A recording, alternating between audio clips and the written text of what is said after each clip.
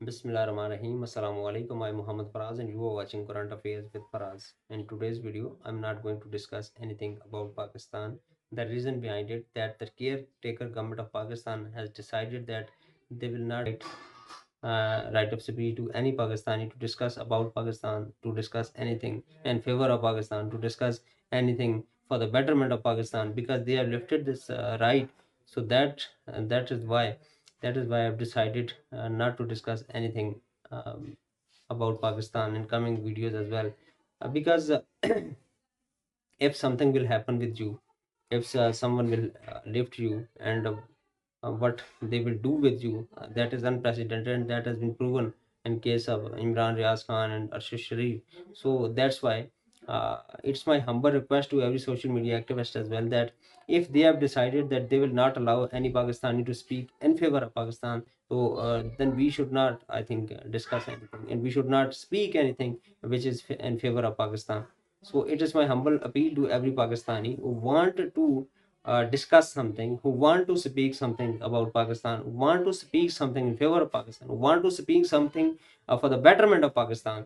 It's my appeal to them that please save your lives, please save your families, and do not speak anything in favor or even for betterment of Pakistan. So, second part of my video today is about Palestine and Israel war.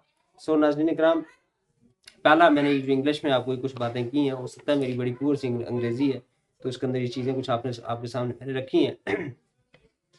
ठीक है, पाकिस्तान के अंदर इस वक्त कोई there is no constitution, there is no law exist in Pakistan because we all know that all the powers have been shifted to somewhere else and where these powers have been shifted we all knows well और हमें जो है किसी को बताने की ज़रूरत नहीं है।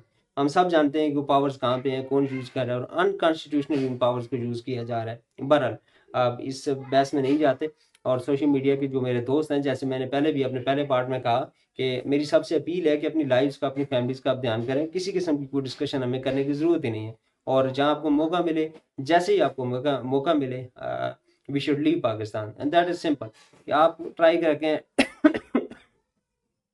जारी रखें, जैसे कोई अच्छी जॉब मिलती है, बाहर जाने का मौका मिलता है, सो लीव पाकिस्तान को छोड़ जाएं। पाकिस्तान में कुछ भी नहीं रखा हुआ, ये पाकिस्तान बिकॉज हमारे लिए है नहीं, अब हम जैसे लोगों के लिए पाकिस्तान नहीं है, ना हमें कोई राइट्स हैं, ना हमें कोई राइट ऑफ स्पीच है यहाँ पे। तो आई थिंक यहाँ पे वही बंदा जो है वो सर्वाइव कर सकता है जो आदी है, जो माइट इज राइट वाला जो कानून जिसके ऊपर लागू हुआ है पहले, आदी है वो जुल्म सहने, वो रह सकता है, हमारे जैसा पाकिस्तानी यहाँ पे नहीं रह सकता।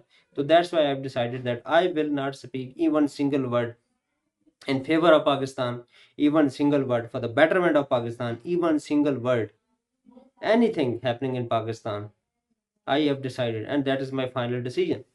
So आज की दूसरी खबर ये है जी जनाब के इसराइल ने फ़लस्तीन और गज़ा के अंदर जो है बड़ा फुल फ्लैज ऑपरेशन जो है वो स्टार्ट किया है। और नाज़रीन आपको याद होगा कि मैंने अपने तकरीबन आज से कुछ 10-12-15 दिन पहले जब ये ऑपरेशन स्टार्ट हुआ था तो जो उस वक्त जो चीज़ें आ रही थी, जो आर्टिकल्स लिखे जा रहे थे इंटरनेशनल मीडिया में, उनसे ये लग रहा था कि नकबा 2 दोहराने की कोशिश की जाएगी। और नकबा था क्या basically?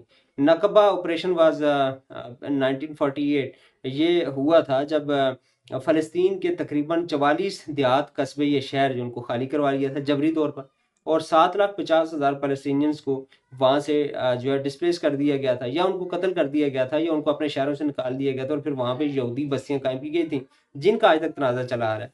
So same thing against जो है वो अगेन इसराइल जो है करने की कोशिश कर रहा है। और आज जो इंटरनेशनल मीडिया जो बता रहा है उसके मुताबिक तो इसराइल ने वो उसका आगाज़ कर दिया है कि कल उन्होंने 100 जहाज़ों के साथ, 100 हथियारों के साथ वहाँ पे बम्बारमेंट की है और हैवी किस्म की बम्बारमेंट की है, 7 तोपखाने से भी गोलाबारी की है, समुंदर की तरफ से कश्तियों से जो फायर किए हैं, सारा कुछ किया गया है। वो सारी चीज़ें जब सामने रखते हैं तो ये हमें वाज़ेह तौर पर नज़र आता है कि वहाँ पे नकबा 2 करने की कोशिश की जा रही है और वहाँ पे फ़लस्तीनियों को ये ऑर्डर्स दिए गए हैं कि आपने गज़ा को खाली करना है। वहाँ पे एक अल-शिफ़ा हॉस्पिटल है, अल-शिफ़ा हॉस्पिटल की बेसमेंट में वो कहते हैं जी कि वहाँ पे हमास का हेडक्वार्टर है और अल-शिफ़ा हॉस्पिटल सबसे बड़ा हॉस्पिटल है गज़ा का।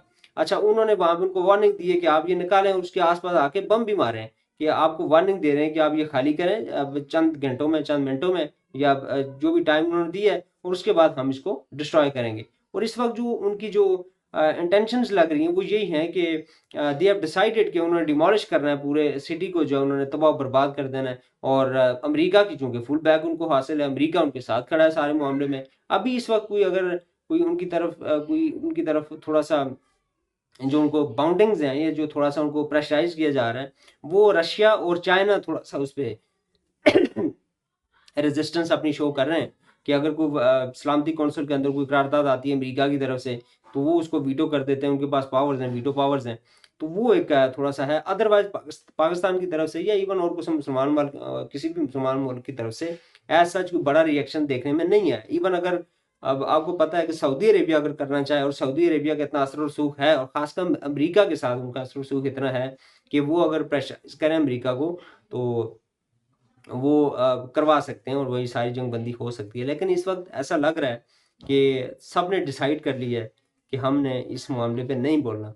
और एक चीज़ याद रखें कि ये तो वाज़ेह है कि जब कुर्ब क़यामत, तो मुसलमानों को अल्लाह ताला ने भी फरमाया कि इस हद तक, नबी पाक सल्लल्लाहु अलैहि वसल्लम ने भी ये बताया कि इस हद तक इनको दुनिया से मोहब्बत इनके दिलों में डाल दी जाएगी, इनको अपनी तजारत का इस हद तक फ़िक्र होगी कि पता नहीं हमारी मईशत का क्या हो जाएगा, ये हम क्या कर बैठेंगे, ये क्या हमारे साथ हो जाएगा।